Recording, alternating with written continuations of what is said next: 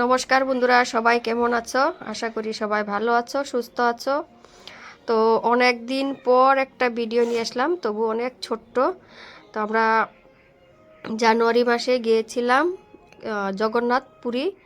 তো জগন্নাথ মন্দিরে দর্শন করে আসলাম। এই দেখো জগন্নাথ মন্দির আমাদের সামনের দিকে। তো আমরা দর্শন করে বেরিয়ে এসে গেছি। আমরা ভোর 5:30টার দিকে বেরিয়ে গেছিলাম, তারপর আমরা 10টা 10:30টার দিকে দর্শন হয়ে গেছে। ওই দেখো জগন্নাথ দেবের মন্দির। তো বেরিয়ে এসে সবাই এখানে, এই যে আমার মা বাবা, তারপরে আমরা গিয়েছিলাম অনেক কয়েকজন, 3টা ফ্যামিলি গিয়েছিলাম, অনেকজন লোক। তো আমার মা বাবা আর ওই যে আমাদের সঙ্গে গিয়েছিল যে সবাই আছে এইখানে। এখন আমরা মন্দির থেকে বেরিয়ে কোথায় যাব, ওরা মিটিং করছে। তারপরে এই দেখো চলে আসলাম, এটা হলো গুপ্ত বৃন্দাবন। এখানে বৃন্দাবন বৃন্দাবন লীলা নাকি করেছিল শ্রীকৃষ্ণ লুকিয়ে, সেটাই সেই জন্য গ্রুপ কি বলে গুপ্ত বৃন্দাবন, সরি। তো এই দেখো এসে খুব ভালো লাগলো, সত্যি জগন্নাথের দর্শন করতে পারলাম ভগবানের কৃপায়, ভালো লাগলো। তো এখানে সবাই একটু এসে ফটোশ্যুট করে নিলাম, বাবা মা, আমার বরমশাই, ছেলে মেয়ে সবাই মিলে। তো দেখতে থাকো, আশা করি তোমাদের ভালো লাগবে।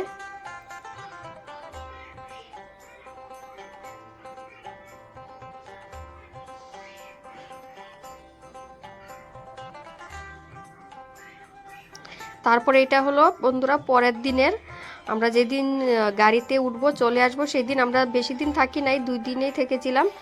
তো আমরা যেই দিন চলে আসবো সেই দিন ঘুরতে বেরিয়েছিলাম। সারাদিন আর কি করবো, রাত্রেবেলা গাড়ি ছিল। তো কর্ণাক টেম্পেলে আমরা ঘুরতে আসলাম। তারপরে আরও কয়েকটা মন্দির ছিল, সবগুলিতেই ঘুরতে গিয়েছি, আর সবগুলি ভিডিও করা হয়নি। আর এইদিকে সবাই আর কোথায় গেলে তো ফটোশ্যুট করাটাই মেন, ফটো তুললাম, সবাই ভিডিও করলাম, যাই হোক স্মৃতিগুলি থেকে গেল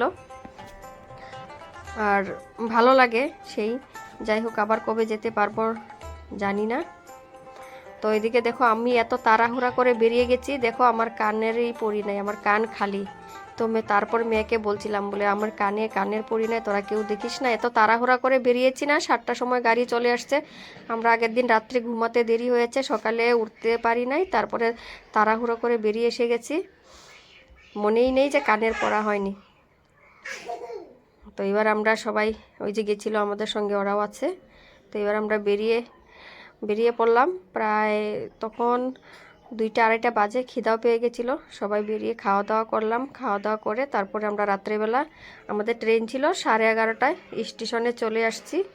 আর এই দেখো আমার বরমশাই, আমার ছেলে কোথায় কোথায় দৌড়াচ্ছে, আর আমার বরমশাই ওর পিছে পিছে যাচ্ছে।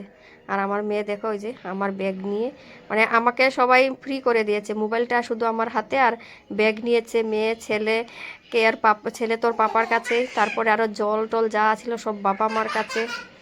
যাই হোক, সবার কেমন লাগলো অবশ্যই কমেন্টে জানাবে।